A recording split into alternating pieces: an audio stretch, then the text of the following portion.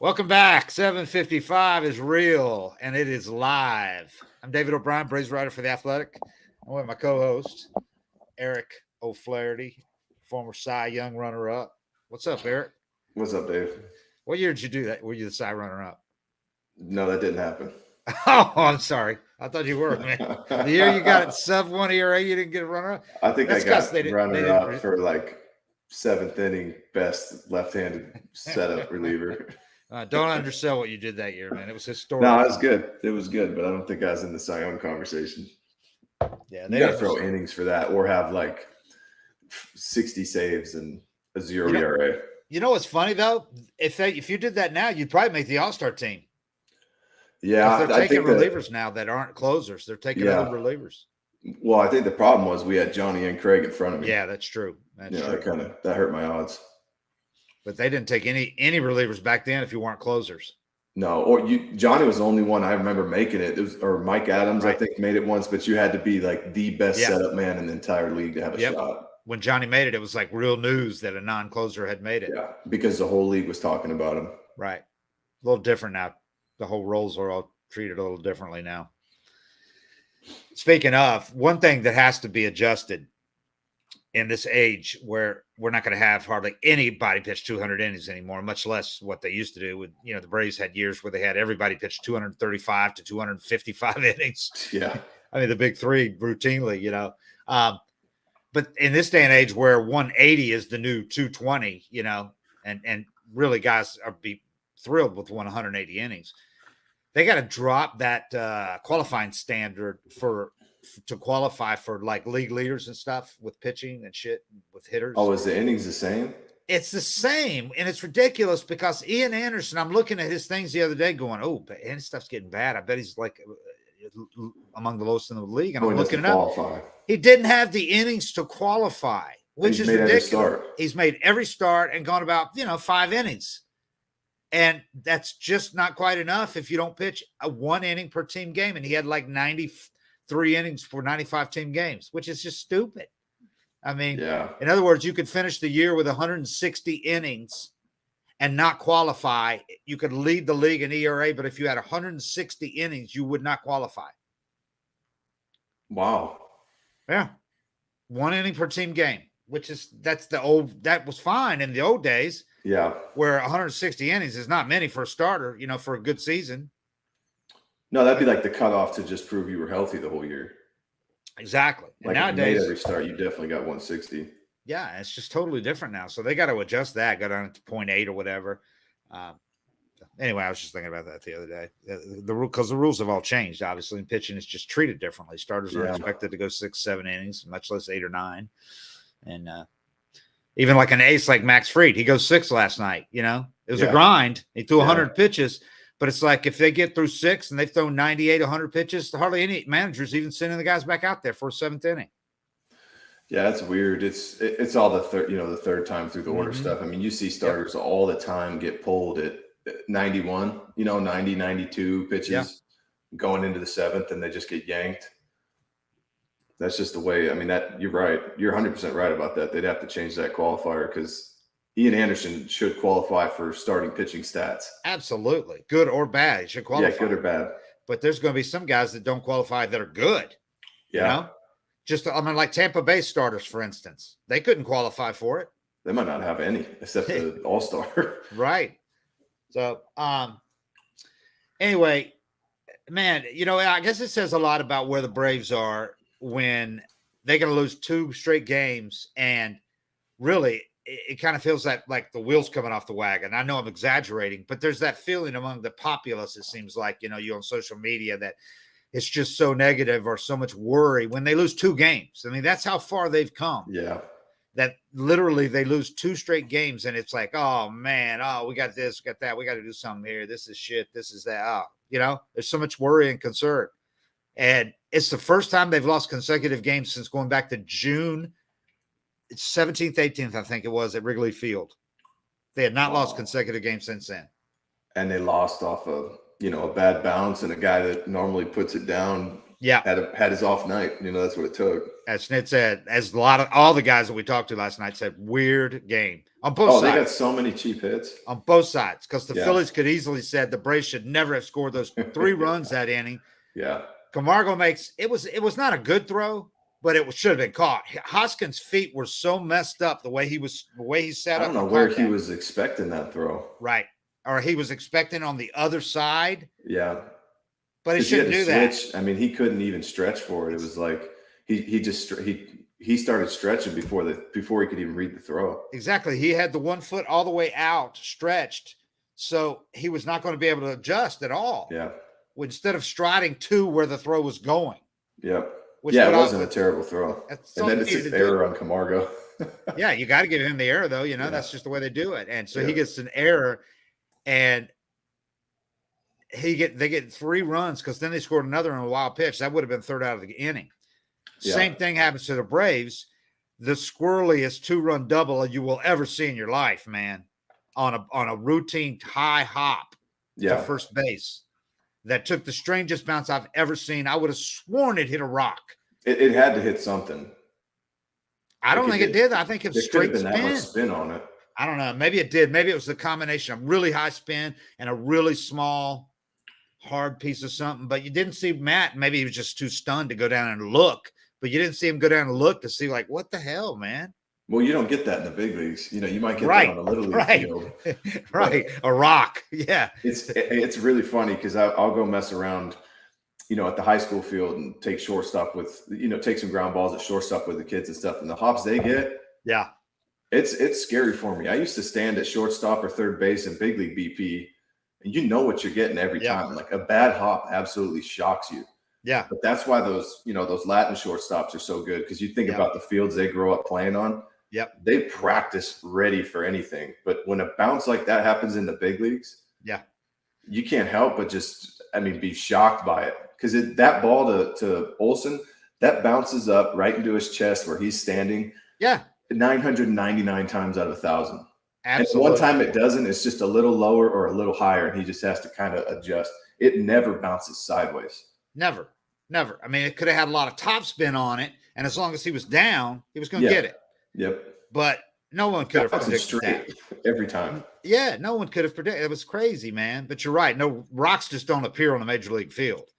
The only thing that could have even done it would have been a hard piece of dirt. But even that doesn't appear because they go out and they groom the field, It could have been a piece of clay from the mound with Max covering first every ball, or off one of them's cleats or something. I don't know. It was weird though. Box, but just something you never see. You see those kind of crazy hops when a hitter hits one off the end cap. Yeah. And it's kind of got the side spin, and it'll throw a third baseman off a lefty or a first baseman off from a righty because it's got so much spin on it but they're anticipating that. Yep. On just a rollover chopper. Yeah.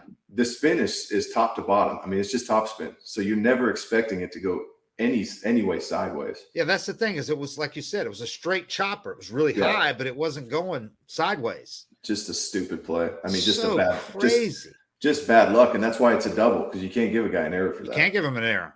You cannot give him an error. There's nothing he could have done. I know not everybody, a few people immediately said that he should have came in and caught it on the hop. Okay, well, but the short hop's a way harder play than exactly. You're setting yourself up for the best hop. Or they're saying he should have caught it in the air. You know what I'm saying? Kept charging.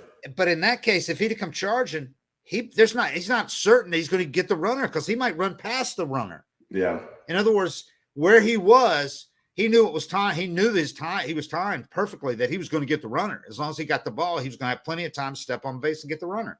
But if he comes running in to catch it on the fly, and the runner goes a little bit outside, all of a sudden he's got one of those reaches, So I ain't going to fault him for doing that. No, he's not going to be out there doing early work today on how to read those hops. On how to read that, absolutely, because he'll never see that hop again in his career as long as he plays. No, not until I've literally never seen that hop in my life. Nope. To go like that. Anyway, it was that kind of game. You had a lot of stuff like that. Those were the two key ones, but it was just a lot of weird stuff happening in that game. One that got completely overshadowed, a play that got completely overshadowed by all the weirdness, was Michael Harris second cuts off that ball in the right center gap, He sprints over, and I mean, dirt was flying. His cleats were going. It's on the edge of the grass and dirt, and he slides and perfectly catches that ball, gets up, throws it in, saves a run right there because they end up with runners the second and third. And if that gets past him, goes to the wall, just another 5 feet to the wall, easily scores 1 run. And if it takes a weird bounce, they can score 2 runs there. Yep. I mean, that kid, he's on the ball, man. He's always special. Hustling. The thing that impressed me most about him is he's 2 for 2 off of Alvarez. Yeah. 100-mile-an-hour sinkers, lefty. I mean, I made a living throwing lefty sinkers inside at 91. And lefties, like 9 out of 10 lefties, you can just live there with that pitch and their bat path doesn't match up. He's able to go 2 for 2 off a dude throwing it at 100 miles an hour. Yeah. He's legit. His ability to make adjustments has been so impressive through this whole thing. Yeah, just adjustments all the time. Speaking of lefties, man, a lot was people were down Sunday when the Braves didn't do much at all against the Angels in that when they had a chance to sweep. You know what? The guy we forget threw a no-hitter was Reed Detmers. That guy threw a no-hitter. Yeah. And, you look at him, you're like, Reed Detmers, they just shut us down. But Reed Detmers threw a no-hitter, man. I mean, a no-hitter is just a good game now. And they happen so much. It's like but not one person no-hitters aren't. Right, that's true. But even back, I mean, Chris Bosio or somebody throws a no-hitter. You're talking about it 3 years later. And in today's game, you could forget about it in a month. Oh, absolutely. And that's a perfect example. I had forgotten he threw a no-hitter. I have the poster on my wall. That's why I remember. I don't think Detmer's getting a poster for his. So I don't know. I think obviously the biggest news of the weekend was Adam Duvall's injury. So unfortunate, for all the reasons that have been cited by players and Snit. He's just such a good dude, but and he's going to be missed in the clubhouse. He's one of those guys that that chemistry that we always talk about. They've had this incredible chemistry. He's a big part of that. He's not a rah-rah guy. He's another one of those guys that comes in steady, plays every day, great attitude, upbeat, nice guy, cares about his teammates, always talking to other teammates, on a personal level. So that's going to be missed huge. But beyond that, just the power that he had, because even when he's not hitting well, at any given time, he'll hit one out of the park. And we saw that last year, again and again. Colorado this year when he was taking a lot of crap and basically hit a game-winning homer or a homer to put the game away. Yeah. So if you look at just on the surface at his overall stats, you'd think, okay, it's not going to be impossible to replace that guy, but you got to go beyond that and what he had done, because he had really started to hit like himself in the last couple of weeks. I got this. I put the numbers in the last 14 games. So he's hitting 213 with 12 homers and a 677 OPS in 86 games. Okay, that's below average, not good. But in his last 14 games, he did 308, 4 homers, 1101 OPS. And it was not looking fluky. It was looking like, okay, he's back to being, at the end of the year, I have no doubts his numbers would have ended up being similar to what they have been. He would have ended up with 25 to 30 homers, a lot of RBIs. He's an RBI machine. And so that's hard. You miss that because, he was platooning with Rosario since Rosario go back from the IL. And you take Duvall out of that, Rosario's not hitting well, period. But he was, at least starting to show a little bit. But if you can't play Rosario against lefties, man, and expect them to do much right now. So Stitt's in a tough spot. And that's why I think it's obviously, and Alex knows this shit better than we do. That's why I think Alex, that goes to the top of the priority list for the trade deadline. Getting an outfielder either to platoon, or more of an everyday guy, and then you find spots for Rosario, but something like that. I know a lot of people said Benintendi, which that's fine if you're going to play him every day, but he's a left-hander just like Rosario. So if you're not going to get him to platoon, and you remember Rosario signed a 2-year deal, so unless you're going to kind of give up on Rosario this year, unless there's another injury, and you can plug him in there, but you really at least get somebody to do what they were doing, just match him up right. Yeah, get a righty hitter or a switch hitter, and then you can still have time, because Snit really feels like Rosario just needs to get more reps and he can get going. But as he said, that's a lot easier to do if it was April. They can't really afford to run him out there right now and hope that he gets going by playing him every day. So that's why you saw Ozuna out there yesterday in left field, as bad as his defense is. He wanted to get him and Contreras in the lineup together against, that pitcher last night, Ranger Suarez, and it worked because Ozuna had 3 hits, a couple off him, and Contreras had the back-to-back singles in that inning, but before the throw in there when they got the 3 runs, they started it with back-to-back 2-out singles. So his hunch worked out last night, and but just says where they are in left field now. When all of a sudden Ozuna had not played out there in a month, or since and he's out there, so didn't cost him last night, but it certainly can at any given time. I just looked up. Because I remember when Duvall started swinging it better for me was that series in Colorado. Mm-hmm. Since June 2nd, he's got a 900 OPS. Yeah. 10 homers. Hitting 250, but. Yeah, that's fine for him. Yeah, with 900 OPS, that's fine. I didn't realize he had 900 OPS that long. Yeah, no, that's legit. He starts swinging it, man. That's all they need from him. Because if you remember him in Cincinnati, he had a great season, and then he had a season where he hit like he did, early on in the year, and then he never cleaned it up. Like he never got it going. But for me, he was starting to get it going this year to where you could have looked at his numbers at the end of the year and maybe he hits 240. I don't think he's getting his average up to 280 after starting so slow. But you could look at his numbers at the end of the season and be like, it's not a bad year for him. No. Yeah. And then he gets hurt. As long as his OPS is at 900, they'll take that any time. He can get 230 with OPS 900, because he's such a threat. And they got so many other guys that can hit that. He gives you so much in the bottom half of the lineup. So that's to me, that's probably priority number 1 now. I had thought priority number 1 was getting a bullpen arm. And last night when Mentor gives up that 3-run jack to that rookie left-handed hitting shortstop, Stott, was a reminder, I think, and we've talked about this off camera, of why I think they got to go out and get another kind of a stopper type guy for the back who can close, but most importantly can set up at least high leverage innings, because they've rode Mentor hard and he responded. But I think we're seeing a little bit of that. Why, you can't just go from pitching 50 appearances a year to pitching 90. Right. And he probably, what he have, I got to look it up, but I think he was in the 60s last year plus the postseason. Mm-hmm. Yeah. And the pace he's on this year, he's probably on pace for over 70 games. Leading, what was he, first or second in the league? Tied for second in the majors in appearances right now with 45, and the leader's got 46. So, and like you said, people shouldn't dismiss that. He had a heavy workload in the postseason. Him and Matzik were their go-to guys. Yeah. Will Smith closing, obviously, but Matzik and Mentor pitched seemed like every day in huge situations.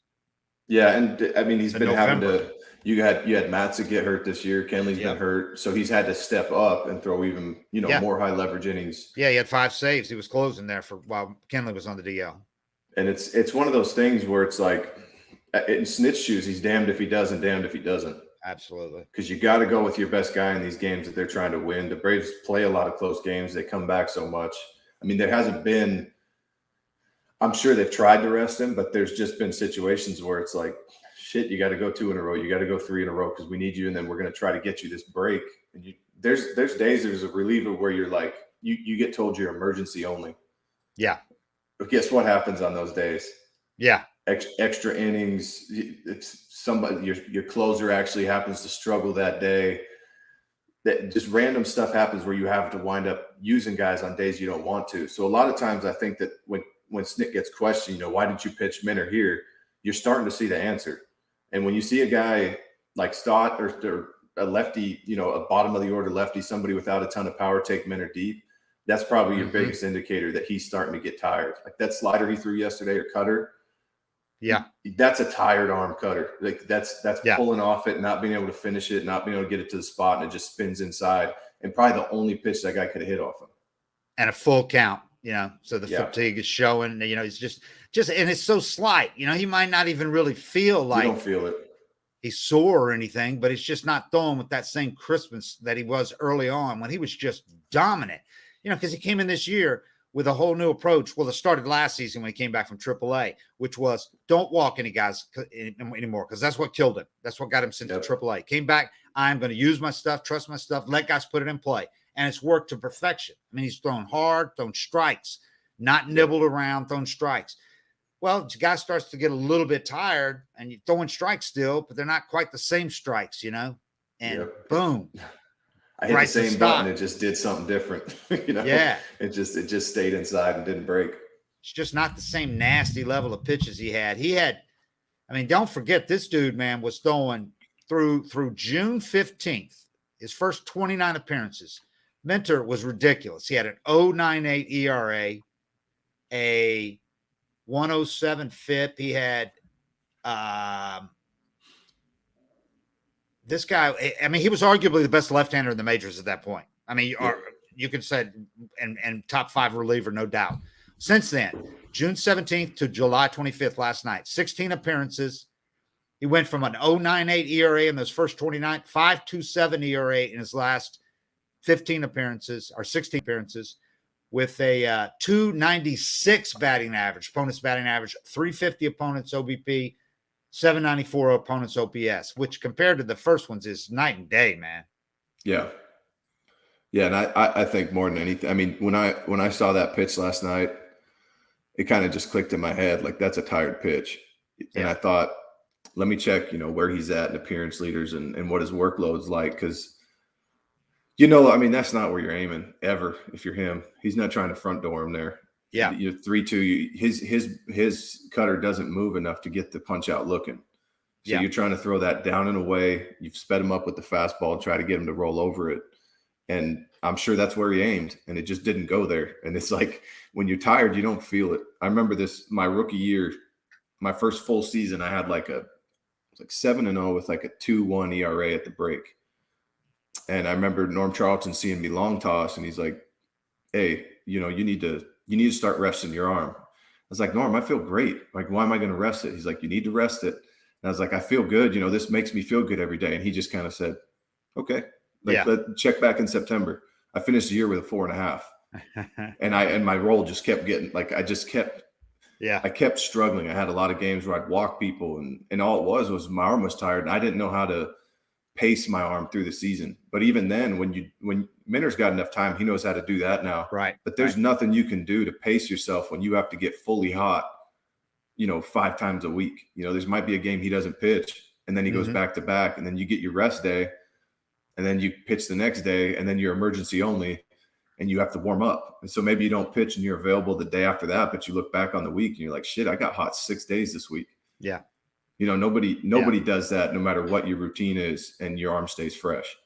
And this is when he got sent down last year. This is the time when he went out to AAA and got a reset and just came back with. So, right now, it's not really showing up in strikeouts. He's still getting those, at almost the same rate. It's showing up in the hits. Yeah. He was not giving up more than 1 hit. I'm going back and looking at it. In those first 29 appearances, he only had 3 games where he gave up more than 1 hit in an inning or in an appearance. 3 games in 29 appearances. Since then, he's had games where he gave up 2, 2, 2, 2, 2, and last night's 3. That's totally the difference. All the hits that he's allowing.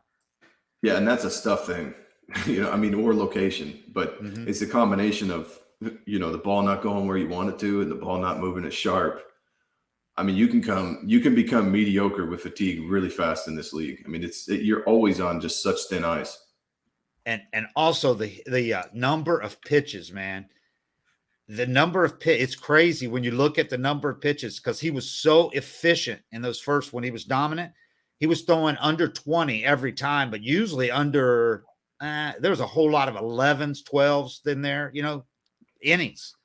Yep. So he was so efficient. He was getting guys to put it in play early in counts. And now, if you look at the number of pitches, so it would explain why, the fatigue spot, because he's throwing now 20 pitches in almost every appearance. Well, and that's guys being able to foul pitches off. Yeah. It's guys being able to battle against him and the stuff not overwhelming them. And, yes. Most people want to look to velocity for, when your arm's tired, you can still almost, if you're really good with your legs, like AJ is, you can still generate that velocity, but the life on the ball, even though it's the same speed. When we've talked about what's the difference between Strider's 99 and somebody else's 99. Yeah. Well, what's the difference between AJ's 96 and AJ's 96? Yeah. When you're feeling good, it's like that ball has that jump and that late life to it. And you're throwing the same pitches and you're like, I'm so good, because you just do the shit and you get a ground ball. And then you get tired and you do the same thing. You hit the same button. And it's like, why is that one torched in the gap?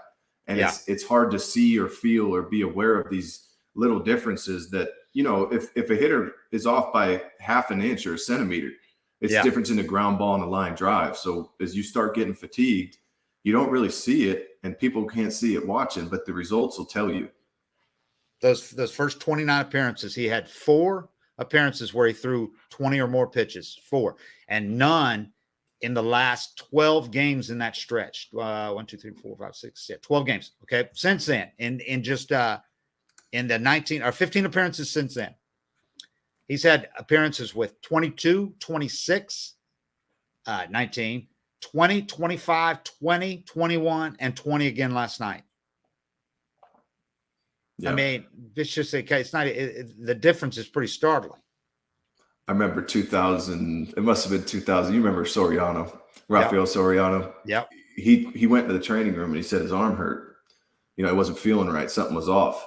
And they told him, "Well, you're still throwing 96. You got to be fine." He said, "I throw 96 because I throw 96, not because it feels good." You know, like, and that's kind of to my point is you can still kind of generate the stuff that looks right on TV, but when you start getting hit like this and having to battle and throwing 20 pitches to get through an inning, where early in the season he was having like 7-pitch innings sometimes early in the season. Yeah, because he'd just pound the zone and his stuff overwhelmed the hitters and they couldn't square it up. You start losing that life on the ball, and all of a sudden it's like your good pitch is a foul ball, and then you finally make a mistake, and what happened last night happens. One other thing to talk about is Ian Anderson, man. Hey, real quick, David, before we get to Ian Anderson. Yeah. Can I just chime in real quick with an ad? Awesome. Yeah. Just want to, start with thanking our folks over at LinkedIn. And let's see here. As the sun comes out, small businesses are back in business. LinkedIn Jobs makes it easier to grow your team. LinkedIn Jobs helps you find the people you want to interview faster and for free. You can create a free job post in minutes on LinkedIn Jobs to reach your network and beyond to the world's largest professional network, over 810 million people. Then add your job in the purple hashtag hiring frame to your LinkedIn profile to spread the word that you're hiring so your network can help you find the right people to hire. Simple tools like screening questions make it easy to focus on candidates with just the right skills and experience so you can quickly prioritize who you'd like to interview and hire. It's why small businesses rate LinkedIn Jobs the #1 in delivering quality hires versus leading competitors. LinkedIn Jobs helps you find the candidates you want to talk to faster. Did you know every week nearly 40 million job seekers visit LinkedIn? Post your job for free at linkedin.com/real. That's REAL. That's linkedin.com/real to post your job for free. Terms and conditions apply. Is that it? Yep. Wow. No commercials for the bedroom? No. All right, man. What's the deal with Ian Anderson, dude? What's going to happen, do you think? Because I'm at a loss for this one. I really didn't expect this. I thought that by now I thought he would really had kind of found his groove and fix some things, but it's not happening. I wish I had the technology at my house to, watch him side by side with years past. Yeah. I mean, I'm sure Kranitz is just racking his brain trying to solve this problem. But looking at him, I liked the other day when he started mixing his breaking ball in more. Mm-hmm. I think everybody's, it may not even be that they've seen his stuff now, but everybody knows the plan. Right. Everybody knows, if it's down, just don't swing. Because they'll chase a changeup. If it's up, make him throw a strike up. I think guys are just really keying in and figuring out how to beat him, even with his stuff. And he mixed in some curveballs the other day, and he got some bad swings and some takes. Yeah. I mean, it's so hard. I don't have an answer for him. I mean, I've watched him, and I'm just thinking, like, fuck, why? I ask a lot when I watch him pitch, why didn't they swing at that? Yeah. Like a quality changeup down and into a righty, off a fastball, and they just take it like they know it's coming. Yeah. And I always go through the same, kind of process with myself is, one, are you tipping? You got to cross that off when guys are taking pitches like that. 2, what's different in my mechanics? And am I losing deception? Am I losing life on the ball? Obviously, you check your velocities and your spins and all that stuff. And then it comes down to just, am I competing? Am I pissed off? You know, like you got to go out there, just be sick of the shit. And he's got to get sick of the shit. And I mean, sometimes you just go out and you just throw it as hard as you can and it works for whatever reason because you're just mad. Sometimes that backfires on you. But when I watch him pitch, I don't, you know, just watching on TV without being able to compare it side to side, I don't see drastic difference in really anything he's doing. Is he one of those guys that, I know this is probably there's really no cut and dry answer on this, but it seems like he's one of those guys that when he came up, all they talked about that was the difference in his delivery, how different it was, that Iron Mike pitching machine delivery straight over the top that no hitter saw from anybody else. So it's totally different than the seeing. And so that helps him obviously when hitters just aren't used to the arm slide. Josh Colementor effect. Right. So, but when you do that for, 3 years now, you do it in the postseason, everybody sees it. There's tons of video of it now.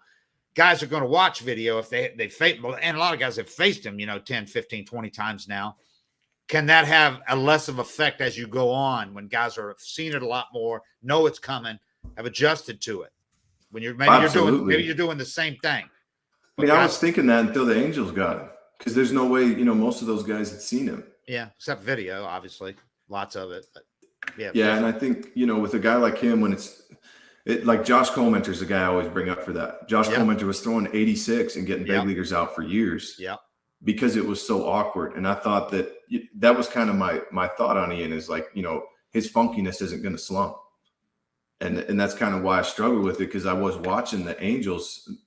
I'm thinking most of these guys probably haven't seen him. He goes 3 innings and gives up 7 runs.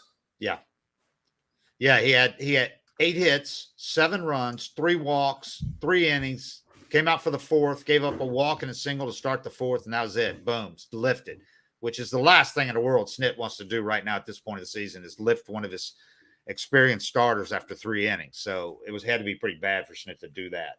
They thought, the game at that point, the game was getting out of hand, and those last couple of runs were scored off of them after the reliever came in, but they were down 5 at that point. And, Snit thinks, okay, this is a still winnable game if we get him out now. Yep. But then shut it down. But, trying to win every game, man. Yeah. That's why I'm scratching my head, because that was my gut. My instinct was telling me you kind of, I'm not going to call it a gimmick, but you got this thing that you do that nobody else does that hitters can't practice. Right. You can't set a machine up to throw like Ian Anderson. Unless you can do it's an Iron Mike pitching machine. You're right. I mean, maybe teams are busting those out. You never know. But I mean, I that was my thought up until the Angels hit him, because you don't play the AL West. You play Seattle every 3 to 6 years. You play LA every 3 to 6 years, and it's 1 here or 1 there. But I was just thinking that, Goose Goslin. Let's blame it on Goose Goslin. He's with the Angels again now. Sometimes a guy that's played with you and watches you has a tip, especially a smart guy like Goose Goslin. Yeah, I don't know. I wish I had twice now. I wish I had the answers for it, but I mean, he's got a lot of good people working with and for him, and they don't have the answers either. Smart guy too, man. I mean, who wants to win bad and everything. I don't know. I sometimes it's dangerous to judge a guy's personality based on your interactions with him, because a lot of guys can be the sweetest guy in the world talking to you and then be nasty out there. But if I had to judge Ian just on my interviews with him and just conversations with him, I'd say he's one of the nicest guys in the world, that he has no angry streak. So, I mean, maybe he needs to get an angry streak. I don't know, but that's never been competitiveness has never been an issue for him in the past, because you put him in a big game and he was terrific. Yeah. Starting with the first game he ever pitched, when they bring him up, he pitches against Garrett Cole and out pitches him and the Yankees after being rain delayed for a day, having a day to think about it. I mean, that's some mental toughness. Yeah. In postseason, he's been terrific. Granted, like going 4 or 5 innings, but that's my standard in the postseason these days. But he's been terrific in the postseason. Yeah, and that's another thing I've noticed is teams are really making him work. I mean, he's not getting a lot of first pitch pop-ups or easy outs. It's like everybody's a lot of pitches. I remember that the A's, when I was with them, had success against Felix. Mm-hmm. And Felix had this changeup and a lot of other teams were still struggling with Felix at the time. A lot of teams. He was still really good. And Felix had this changeup that if it started at your belt, it was a ball. And I heard him talking about it in the clubhouse. They go, if it's belt or down, don't swing. Right. Only swing, if it's up in the zone. And he was they were like the only team Felix was struggling with at that time. But it was because as a team, as a unit, they'd all convinced themselves, if it starts belt or lower, we're not swinging no matter what. And there was a few times where Felix kind of caught on and threw a fastball down in the zone and punched him out looking. Yeah. But overall, it was like Felix would get to 3-2, he'd throw that split, and they just auto take it. And then as a pitcher, you're like, how the fuck did they take that? Everybody else swings at this pitch. It's weird how you see a team that has that mojo on a pitcher, on an otherwise great pitcher, that he just can't do it against one team. The Braves were like that for quite a while, for several years with Scherzer. Yeah. He stuck it up their ass since earlier this year, when he pitched against them. But they have handled Scherzer better than anybody else has for about 3 years, Before that, he was dominant against them. So, it's a tip like you're talking about, it's that a team mindset. And then they get that positive, that confidence because they've done it before against this guy. So they don't fear him, so there's not that fear factor coming in. So, and then other guys that come in with a 5 ERA, but against this particular team, they just go 6 shutty every time. Yeah. So it's just weird, man. But I mean, maybe it's that with maybe people have figured out something with Ian, but he's always, he stays out of the middle of the plate pretty well for the most part. He makes his mistakes once you make him make his mistake. But he throws so many pitches that look like strikes that are just edges of the zone. When you watch him pitch, you're like, we've said it before. It's like he's picking and he needs to be more aggressive. But that picking at the corners and just staying out of the danger zone and just being on the edges works if teams are swinging the bat really well. Yeah. So his 1.58 whip would be second worst in the majors right now, better than only Patrick Corbin's 1.70. And Patrick Corbin is only in the majors because the Nats are terrible and he's getting paid. Because he's awful this year. And he leads the NL in walks with 48, which is, that just kills Snit. He hates walks. God. Yeah. 5.31 ERA would be third highest among major league starters if he had a couple more innings to qualify. So, in other words, it's just not been a good year for Ian at all. And my other question, the reason for bringing him up was, is it time for the Braves to, because he's such a hard guy to give up on, because if you sent him down to say AAA to get straightened out, like you did Mentor last year, and he came back and he was a huge piece for the Braves in the postseason. Mm-hmm. Do you do that with Ian now while you have time for him to go down for a month or whatever and give Kyle Muller a chance? Because Kyle Muller has been pitching great in AAA. I know it's AAA, but the problem that he had with the walks, he's totally fixed in the last 2 months in AAA, and his numbers are terrific. Nobody's ever doubted Muller's stuff. 6'7" lefty, throws 100, throws upper 90s, and got a couple of good breaking pitches, that great slider. If Muller's figured something out, he either needs to be here or he's a trade piece, because, you could have him do it for the rest of the season like you did Kyle Wright, because it really helped him when he did come back to the majors. But Muller's reminded me a lot of what Wright, when he figured out something at AAA. And, he hasn't been the same since then. He's been a terrific borderline all-star pitcher since then. Probably should have made it this year. But I don't know. Do you give Muller a shot right now? Do you send Ian down to work in AAA and just tell him, look, we're not giving up on you at all, but you got to get something. We got to figure something out with you. And so much of it's watching the guy around the clubhouse too. Right. If he's moping around, head down, he's not looks doing defeated. That. He's not doing that. Ian's never struggled in the big leagues, at least. He's come up and succeeded, and he's been great for you for 2 seasons, and then helped you in the playoffs win a World Series. It's really hard it's so hard to send a guy like that down. And for me, it's one of those things where he's earned this, he's earned this right to struggle, but it's for how long? Yeah, exactly. That's it. For how long? For how long? And are we making progress, or is it the same thing over? Are we there? You got to watch as pitching coach manager. Is he close? Was it one bad inning, or is it the same thing every time out? If it feels like the same thing every time out, first innings are killing him too.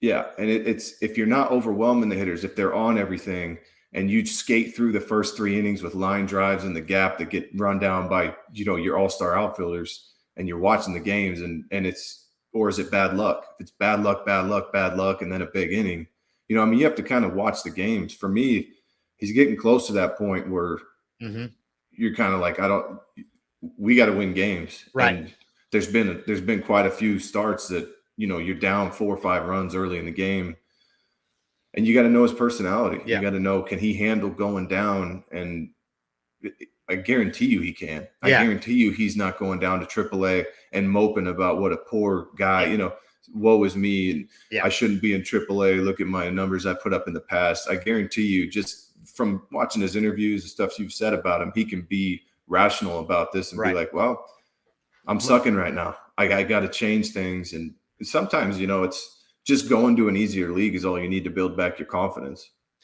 I think he would handle it. I think it would be more a positive than anything, like it was with Mentor. Mentor was like, I was pissed off that I got sent down, but you know what? It was the best thing that could have happened to me, because I went down and decided I need to trust my stuff, don't walk anybody anymore, and let guys put it in play. You know, and Ian needs to go down and make whatever adjustment he needs to make. And you know, because right now I think you're at the danger more of him losing confidence by getting his head pounded every time he goes out, you know, and the thing is, you're locked in a pennant race with a Mets team that we've talked about is not going to fold like they have in the past. So every time they've gotten close, they got within a half game Saturday, you know. Now they're 2 games back, and they got 5 games coming up against the Mets in 4 days. You might need to start Muller in one of those games anyway, regardless of what happens, because you got a doubleheader. So you're going to have somebody else start unless you use an opener. But I just don't know that you can keep running Ian out there if it's you know, even the games, even though it's 1-loss record, it's not bad. It's because they were scoring a ton of runs for him. He's not pitched well at all. And you can't keep obviously counting on them to score 6-7 runs for you every time you pitch.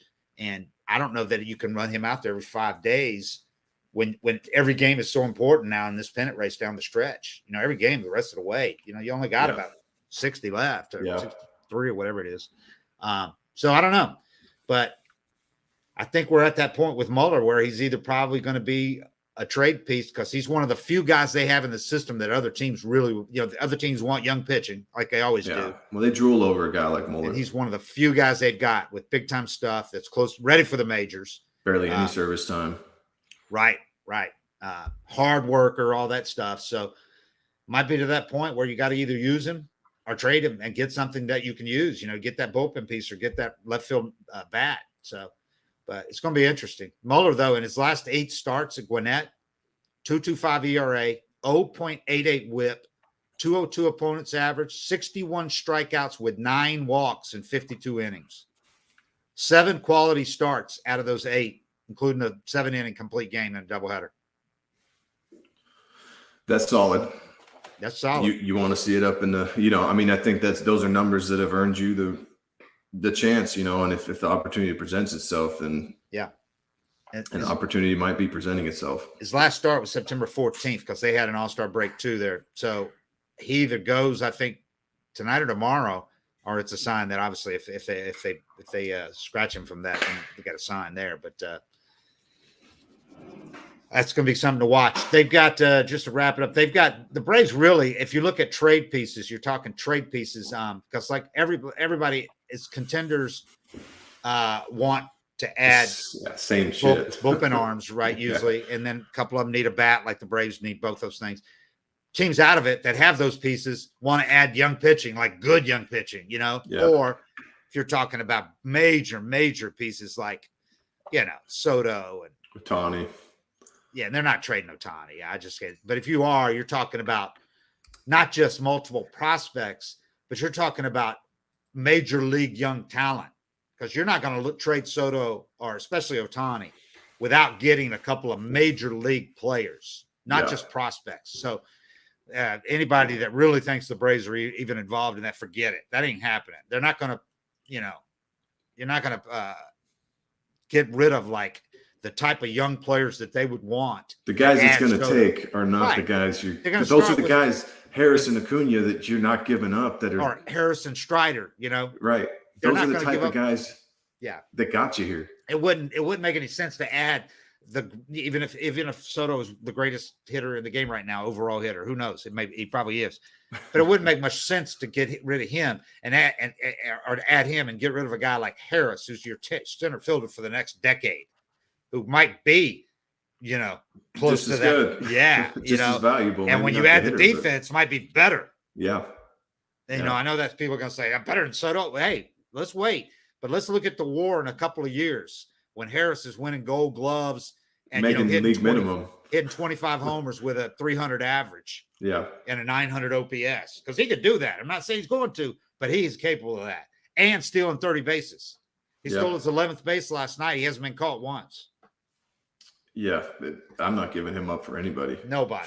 And I'm not giving up Strider, not with that golden arm and the way he takes care of himself and that uniqueness that we've talked about with him. There's no way I'm giving up Strider, man.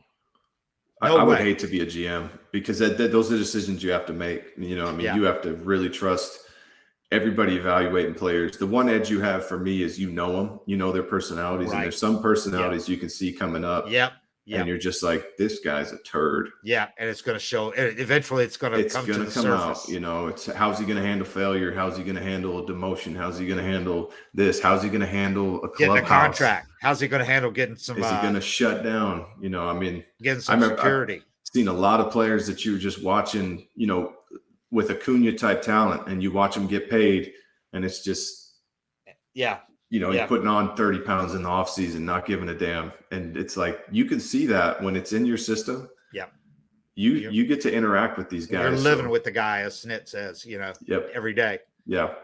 That's the only edge you have, though. And that's why you got to have great minor league guys, man. Great minor league instructors, rovers, minor league field court. They got to all be on the same page, because those guys are important, man. They're not just guys you shuffle off there when they get older, they're the son of somebody or whatever. You got to have guys you trust their opinions, because they're the ones seeing those young guys down there on a daily basis. For me, that's the biggest factor too. I know you can look at all the tools and you can look at all the speed and the power and the stuff these guys have. Yeah. But the personality is what's gonna keep you in the big leagues and help you handle the bright lights and handle failure and handle money. Entitlement, all these things that come into play. You can watch and see guys coming up through the minor leagues. Yeah.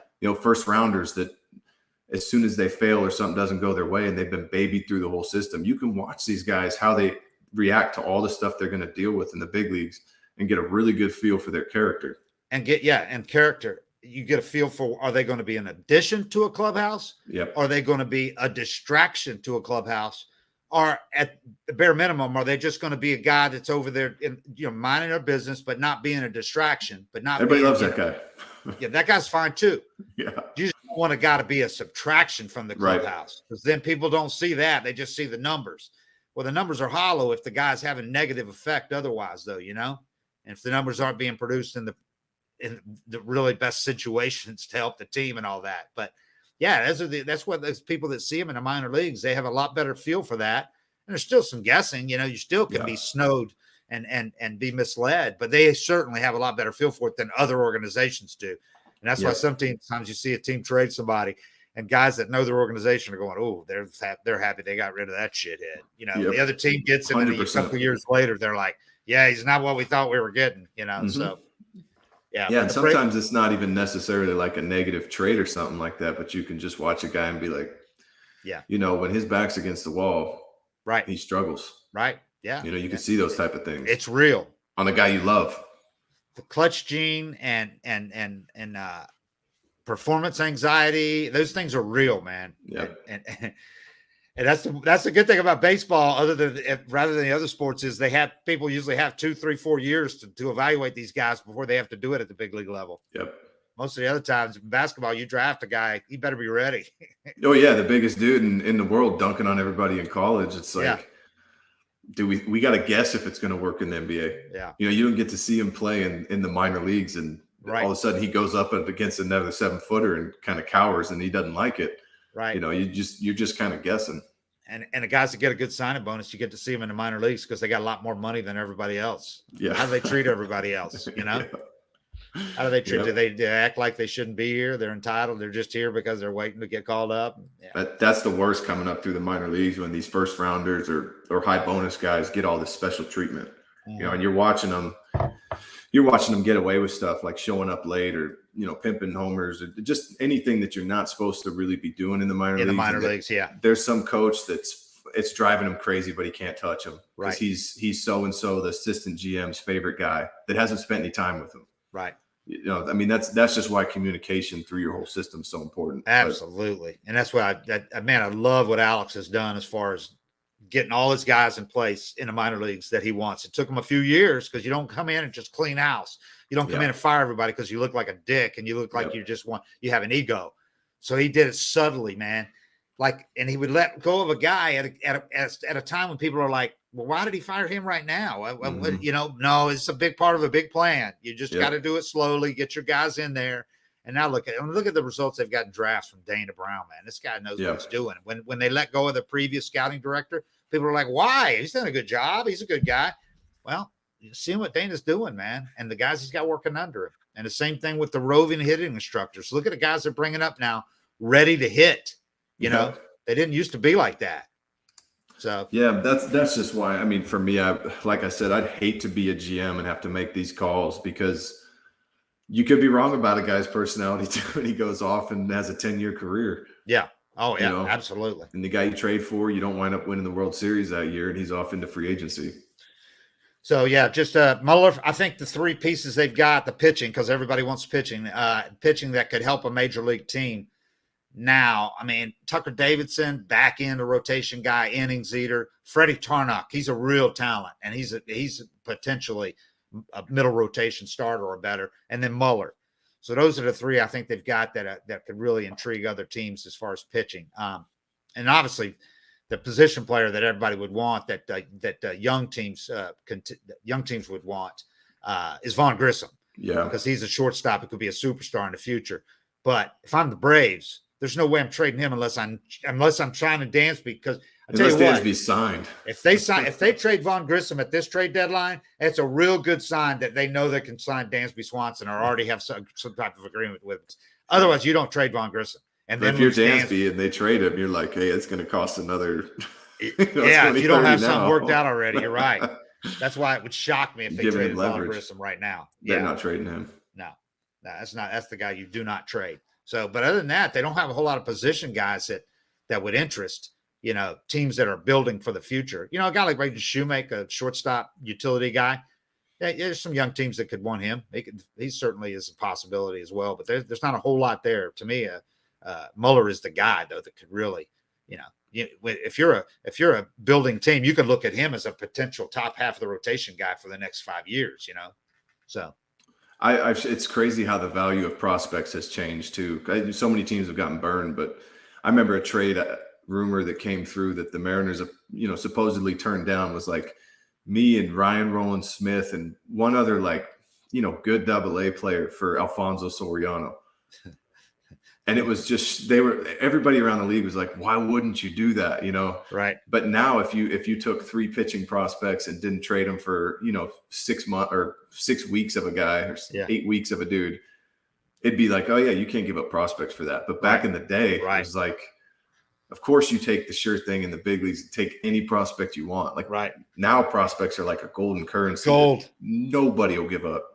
Right. With the baseball skewing so young, and so many young guys playing. You got to have that good mix, man. But you got to have those young guys coming in. Yeah. All right. Well, as we move closer to this trade deadline, things could happen at any point. Now, with Alex, expect it when you least expect it. If we've learned anything from Alex Anthopoulos, is he's probably got something big brewing right now. You won't hear anything until it happens. It'll happen with no previous indication. You know, that piss you off? No. Because that's just the way he operates. Yeah. It might piss me off if one person was getting this stuff, you know, but that's not happening. So I have a lot of respect. Always had the scoop. Right. I have a lot of respect for him that he does not do that. He does not like give out tidbits to one person. That's just the way he operates. He wants it locked down, you know. And most of the teams that he deals with and the agency deals with in free agency respect that too. And that's why you don't even free agencies with him. You don't even get the tips that you normally get from other agents because they from the player's agent, because agents respect that about Alex too. He's not going to leak something back, so I'm not going to leak something myself. Yeah, to help out their team, to help out the Braves. People understand that's the way he works. So if past is any indication, he'll make a move or two, and it's one that we're not planning on. But they do need to get a bat, the left field right-handed hitting bat preferably, and they do need to, I think, add to the bullpen. They could also use a fifth starter. I mean, especially if you're going to trade Muller, they could certainly use a fifth starter. Back of the rotation, proven innings eater, even if it's just a rental guy. And there's a few guys like that out there too. So that, you know how Alex has done that in the past, where if you can't build the bullpen, you can't find the right guys, and at least make sure you're getting some guys that are going to go 5, 6, 7 innings every time out. That cut down on Minter's appearances. I mean, right. Like it almost fixes another need. It's like it gives you more chance to rest your pen. Yeah, but you got to do one or the other if you don't do both. You got to either add an innings eater for the rotation and or another big arm for the pen. But I would expect them to add at least one more big arm for the pen, a right-hander. They're all right with left-handers, but all right, that's it. We'll do this again later in the week. Appreciate it, everybody. Thanks for listening.